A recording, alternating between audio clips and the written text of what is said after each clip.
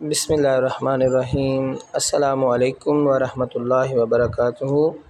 امید ہے کہ آپ خیریت سے ہوں گے۔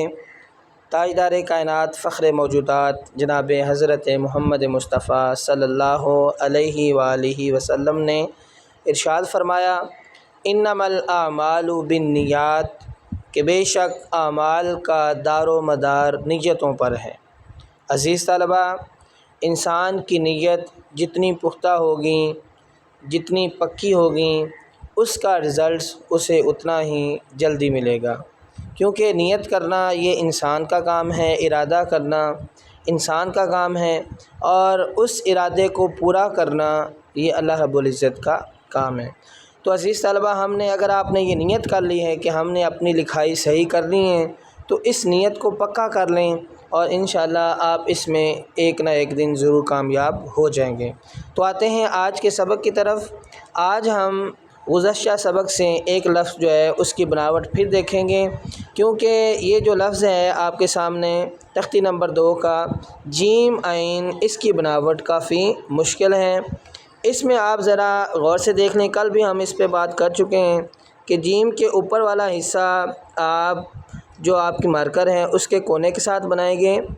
یہاں تک آنے کے بعد یہ کونے کے ساتھ چلے گا، آپ اس کو تھوڑا سا اوپر لے کے جائیں گے۔ یہاں تک بنانے کے بعد آپ عین کی شکل آپ بنائیں گے یا جیم کی شکل آپ بنانا شروع کر دیں گے، تو آپ کی یہ جیم عین بن جائے گی۔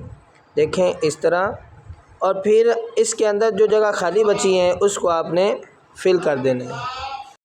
اس میں یہ والا جو حصہ ہے یہ کافی اہمیت کا حامل ہے، یہ تو مارکر کی وجہ سے تھوڑا سا پھیل گیا ہے۔ اس کو دوبارہ لکھنے کی کوشش کرتے ہیں کہ آپ نے جیم کے اوپر والا حصہ یہ نوک کے ساتھ بنانا ہے، یہاں سے پھر نوک کے ساتھ ہی آپ عین کی شکل بنائیں گے یہاں تک، اور یہ آپ کو واضح طور پہ نظر آ رہا ہے۔ یہ بنانے کے بعد نیچے آپ جیم والا دائرہ لگا دیں گے تو آپ کا یہ جیم عین مکمل ہو جائے گا۔ بعد میں اس دائرے کو آپ نے فل کر لینا ہے، اور اس کا جھکاؤ اس طرف ہی ہونا چاہیے۔ یہاں آپ نے چیک کر لینا ہے کہ آپ کا دائرہ ٹھیک بنا ہے کہ نہیں بنا۔ اس کے بعد اگلا ہمارا حرف ہے جیم کاف۔ جیم کاف انتہائی آسان ہے، جس میں آپ اس کے اوپر والا حصہ کونے کے ساتھ ہی بنائیں گے، اور پھر یہ اس طرح بے الف با جس طرح لکھتے ہیں، اور اس کے بعد کاف کا جوڑ آپ لگا دیں گے اس طرح۔ اس میں آپ نے دھیان رکھنا ہے کہ یہاں اپنے گیپ لازمی دینا ہے۔ کچھ بچے یوں کرتے ہیں، یہ ایسے کر دیتے ہیں، ایسے یہاں گیپ نہیں چھوڑتے ہیں، یہ لفظ غلط ہو جاتا ہے۔ یہاں گیپ چھوڑنا بہت ضروری ہے، اس طرح یہ والا گیپ آپ نے چھوڑنا ہے۔ جیم لام بھی آسان ہے، وہ آپ اس طرح لکھیں گے۔ جیم میم، اس کی بناوٹ دیکھ لیں۔ میم میں آپ کو میں نے بتایا ہوا ہے کہ یہاں گلائی میں آپ نیچے آئیں گے۔ جیم نون دیکھ لیں، جیم نون آپ اس طرح لکھیں گے۔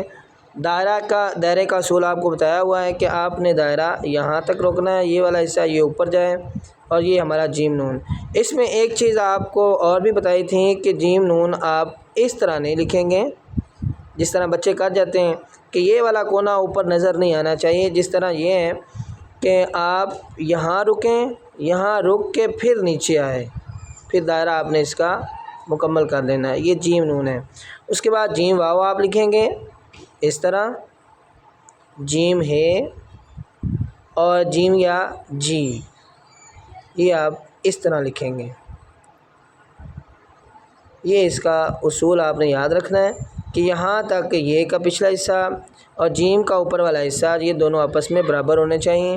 یہ دائرہ آپ یہاں تک رکھیں گے۔ اور آج کا ہمارا شعر جو ہے وہ ایک نعتیہ شعر ہے۔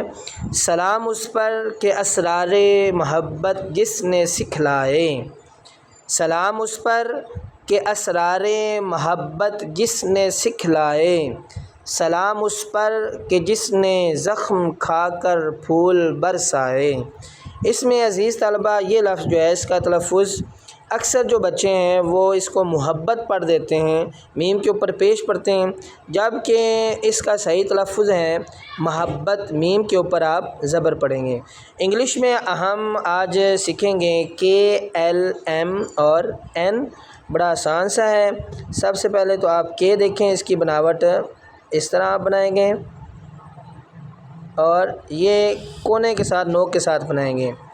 ایل میں دیکھیں، ایل کی بناوٹ آپ اس طرح کریں گے۔ ایم دیکھیں، یہ نوک کے ساتھ اوپر جائے گا، جب اوپر لے جانا ہے مارکر تو یہ باریک، اور جب یہاں نیچے لانا ہے تو موٹا، پھر اوپر جانا ہے تو باریک، یہاں سے نیچے لانا ہے تو موٹا، اور پھر یہاں سے باریک۔ اس کے بعد این میں یہاں سے جب اوپر جانا ہے تو یہ باریک جائے گا، اور جب یہاں نیچے لانا ہے تو موٹا، پھر جب اوپر جانا ہے تو یہاں باریک مارکر استعمال کریں گے۔